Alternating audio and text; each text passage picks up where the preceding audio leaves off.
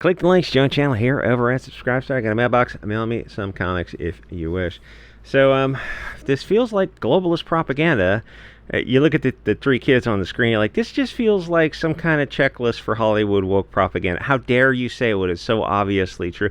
Yeah, this kind of lacks verisimilitude, the willing suspension of disbelief. It just doesn't feel organic. Hugo Boss says what? Okay, I just happen to be wearing Hugo Boss, but still, this still doesn't feel organic. So, Rick Riordan, Percy Jackson, now more diverse than ever. So the virtue signaling from these people is really hard to take, and then they pat themselves on the back, and you can only roll your eyes so much. This character is supposed to be the daughter of a Greek god. And if you ask any questions, you're istophobic. Well, I guess I must be istophobic then. So what happened was, I don't know, 15 to 20 years ago, this guy writes a bunch of kids' books in an attempt to probably cash in on the Harry Potter crowd. And you can't really blame him because the kids' market is huge. If you can get a series going, you just keep staying in that series. It will kind of trap people. So he writes these series of books based on Greek mythology, the Greek people. And when he wrote the books, he created the characters.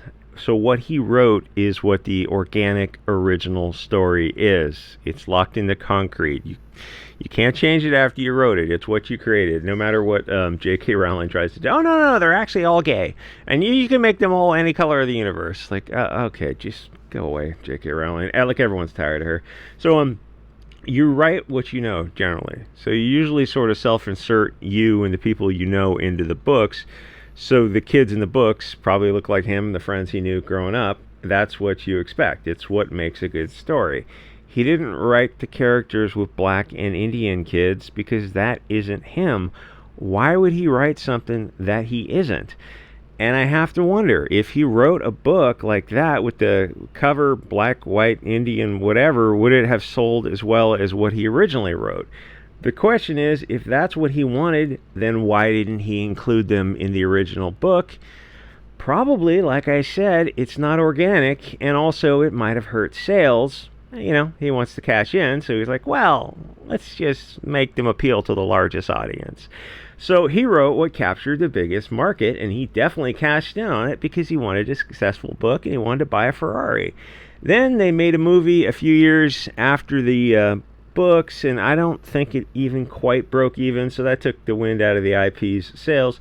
But then the globalists at Disney pick it up, and of course they pass it through the woke race filter, and they turn it into nothing more than propaganda, which is what the Disney Plus is all about, which is the definition of propaganda. Sometimes the butthurt soy people will get triggered by facts and reality. Deviation this extreme is propaganda by definition. Why didn't you just write a new diverse piece of cancer? Because no one buys it? Because people hate diversity? Now here's the thing, more people got to be more honest about that and just upfront say, oh god, I hate all this kind of race swapping, it's sex swapping, it's all this diverse cancer. I just hate all this kind of crap. It just doesn't feel real to me. I want the original stories. I don't want this kind of fake globalist checklist type of stuff. It just feels artificial. And you watch the steam come out of a soy boy's ears and they immediately ad hominem. You look at him and you're like, can you have a discussion without an ad hom? And they really don't. They really have no idea. So what happens is you go, so why'd you do this bait and switch for Disney? Well, because Disney are filthy globalists. They don't care about sales. They're in a post-sales business model, I guess. So the insane level of virtue signaling goes like this. Now, after race swapping the characters from the original, now he's calling the people who support the original that he created in 2004, I think, I don't know, somewhere back then, istophobes. But it's a complete BS setup. He wrote the original characters, I don't know, all blonde and red-haired, European looking kids, so he could make money and cash in on the biggest type of audience. So now after people love European people. Like, no matter what these detractors on social media say, it's like if you got some hot blonde people in a Swedish bikini team in some kind of movie, it's like you're gonna have a movie that appeals to around the world more so than if you have other non-blonde people. So after he makes his money, now he's selling out to Disney Plus and replacing the original blonde characters with black and Indian and whatnot. And if you don't accept this bait and switch, well, then you're the problem, not him, the guy who created the original stories 15, 20 years ago. Because he already got paid on the strength of the original characters, and he was able to buy a mansion and buy a couple of Ferraris and take his boat out and do a Pamela Anderson, Tommy Lee type of stuff, because he already got paid. But now he's getting paid again for Disney, and you're Hugo Boss because you want what he actually wrote. He didn't write this stuff 100 years ago. He wrote it like 15 to 20 years ago, dude. Things weren't... I was a different person back then. I was really istophobic. I just feel like you're lying to me to cash in and virtue signal. Oh, because that's exactly what he's doing. So the original story... I hate these people so fucking much. The original story sold because it was a group of people who look like they belong together, and it's Greek mythology. It helps if they're from the area, or at least if they're European, they look like they could be Greek. To hear him discuss the changes in the Disney show, that the characters don't quite match the book, it makes it seem like he doesn't care about anything but a paycheck, which is very much the case. Why not just get the actors to match the characters that you originally wrote? If you're so pro-diversity, then why didn't you write the Indian and black character or actors or characters into the original story? Is it because you're a chicken-ass hypocrite? Well, yes, of course. Of course, that's what all these virtue signaling people are, just hypocrites. So this African girl is the daughter of a Greek god. That's ridiculous. Africans are not Greeks any more than the Scandinavian pantheon is interchangeable with the Mediterranean pantheon. They're different people. It's insulting to the Greeks that you would erase them and their religion like this. He says, well, it brings in more representation to pretend that a sub-Saharan African is descended from a Greek god is beyond stupid, I'll say. People are sick of pretending that Europeans never existed or they don't have value. They're such ubermensch that they're the ones who created all these stories that the culture vultures are stealing. If you want to tell an Indian story, why not just tell an Indian story or an African story? I couldn't possibly do that because it wouldn't sell. I mean, because yeah, that's the reality on the ground. So European people and stories matter. Why on earth would someone who read the books and liked the original characters and identified them want to watch this Disney crap plus crap that is not the books? And if you're supporting Disney, you're essentially supporting the people who vacation on Epstein's Paradise Island type of stuff. Why not just write a new book if you want to push this diverse propaganda cancer that nobody buys? Because nobody would buy it, and I wouldn't be able to buy my Ferrari that way. Oh, okay, well, can you at least be upfront and honest about that? No, because I need to sell out to Disney Plus for $1 million so I can get another Ferrari. But a bait and switch will trick the people long enough so he can cash in, which is exactly what happened, because he did cash in on that Disney Plus, even if I suspect it's probably not going to be a huge hit. So the cast was originally 3 European kids, or at least blonde hair, red hair, whatever the book was. It drew them a certain way. Why would fans want to see the original characters replaced, or the characters that they were able to see themselves as and identify as suddenly see that replaced? The best actors for the show would just logically match the characters, and you don't have a counter argument to that other than you're just woke diversity SJW Frankfurt School virtue signaling parasites. You didn't choose black and Indian because they were better than Europeans. You had no choice. Disney made the decision for you, and you're lying if you say it's otherwise. If he had insisted on accuracy when he was getting involved in contract negotiations or pre-contract negotiations with Disney, he said, "Yeah, I want the characters to match the book. Blonde, red-haired, clearly European characters." Disney just would not have picked up the show. They're like, "Oh no, it's not how we have to race swap the characters. If we're going to pick up the show for $2 million." But it's contingent on we pick the characters, and like most likely we're going to swap out all the characters but the main characters, and that's how the contract goes. And we're just not going to pick it up. We can't race swap the characters.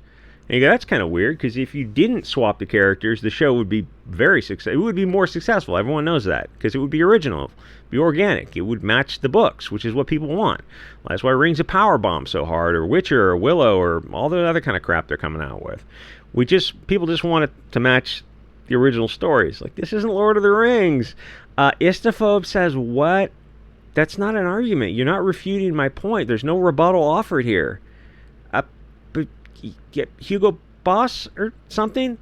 Even if that's the case, it still doesn't refute the argument that these are not the original characters. Why don't you just write a new story? And like, because we have no creative talent. And to be fair, if they did write a new story, like, okay, we'll write this ElfQuest type of AstroTurf type of story. That means it's BS from the ground up. It doesn't connect with people, because you're like, oh, hey, these kids go on an adventure. It's Indian, Chinese, African, and some blonde-haired kid. Okay. Now, here's the funny thing. Here's the really effed up thing. That more describes my childhood, where I was raised, than it does these people's childhood.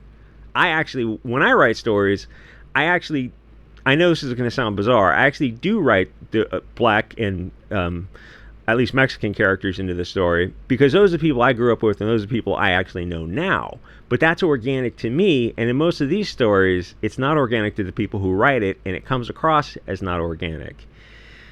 Anyway, so attacking the fans because you sold out to, and that's what the title of the YouTube channel is named after, a book I wrote when I was sick, kind of trapped in bed for a couple months. So attacking the fans because you wrote out to the globalists is a weird flex. The characters are not fungible. He says their race and hair or skin are not important, except that they were so important in selling the original book. If I'm European, then I identify with the blonde kids, and if I'm Greek, I sure as hell want to see Greek actors play the part, or at least actors who look Greek, from the area at least. And it's not a Greek actor, and the little African girl is not descended from Greek gods. That's ridiculous. So everything that went into the original characters is important. These are all pieces of a puzzle that made the original characters. Nobody's saying, oh, hey, just write a new story, right? You want to write black characters, Indian characters, Chinese characters? Yeah, go for it. You want to mix them all up? Go for it. But they don't do that. They get a successful pre-existing story that deals with something like Lord of the Rings that was very, very successful because it was tribal, nationalistic. That's why it connected with people, because it makes sense. And then they turn into Rings of Power, and you're like, this is crap. Why? Oh, Istaphobe says what? Yeah. Let's what do they call it? When you introduce evidence, you concede some lines of argument. It's like, well, okay, we're going to concede that you've called us istaphobic Hugo Boss. Well, we're going to put that on the table. Yes, you have made that statement. We're not agreeing with it. We're not denying it. We're just agreeing that we're entering it into the record that you have made these statements. Now let's move on beyond the ad hominems. Oh, I can't do that because I don't know how to argue an issue without attacking the man. Then you don't know how to argue. It's like, well, they were taught what to think and not how to think. So everything that went into the original characters is important. Race is important to us, tribalism, nationalism, the blood tribe, and it was important enough to this author so that he can make millions selling the original books. And now a few years later he goes, it didn't actually matter. You can be anything you want because Disney Plus is paying him. So now he is lying 20 years later, but we're still being honest. We're going, we want the original characters. The original story is what connected with people. We're honest the whole time. He was honest in the beginning because he wanted to cash in, and now he's lying. If race wasn't important, you wouldn't have changed it. A black girl, Indian guy, and blonde boy don't typically hang out together. It doesn't feel real. It feels like Hollywood propaganda because, we have a long history of Disney. It's like we know this isn't real because it's not in the original story. And it's just not enough people are speaking up about this kind of stuff. I mean, ultimately, you speak with your wallet by not supporting these kind of idiots when they do this. Hey, so how's Wheel of Times doing? Like, Wheel of Times? What's that? Yeah, this guy wrote this book, I don't know, 30 years ago. I actually have one of the books sitting on the shelf. I tried to read Wheel of Times. I wasn't that into it. Fantasy is just so overwritten to me. They take a 500-page book, and you look at it and it goes, yeah, this should really be 300 pages. Somebody should have edited all this descripting, all the world building, the descriptions, edit that down to take a look at the Lord of the Rings book and how he focuses more on dialogue. You really want to, on pretty much every book, you want to focus more on dialogue. What did Elmore James say when he was talking about his book series? And in the back of his books, he wrote a bunch of books in the 90s that were made into movies, like Get Shorty was one of them, or Be Cool. He wrote these books, and at the end of the books, he's talking about writing. He goes, that's what he goes, I focus on dialogue as much as possible. I write the book first, and there's way too much world building and scene descripting, and then I go through and I edit out everything I possibly can to get it as much on dialogue as possible, and the books move really, really quickly. And then you read modern fantasy like Robert Jordan. I think he passed away or something recently, but those books were written, I think, in the 90s. And it's just all this world building. And then you go read Lord of the Rings, you're like, he really... there was limited world building in there. He's describing the forest, and he's describing, and there's like almost no magic in Lord of the Rings. It's more action adventure, and the magic is just a background, because it's really hard to write magic, because it's like there's no rules, there's no consequences, you can do anything. I don't know where I was going with this. Anyway, this is, I guess it's on Disney Plus now. So the original characters didn't look anything like these characters. Oh, it doesn't matter. But it mattered in the original story. Well, Hugo Boss says what? That's literally all they have. I know it's effed up to say, but like, this is what my childhood friend group looked like.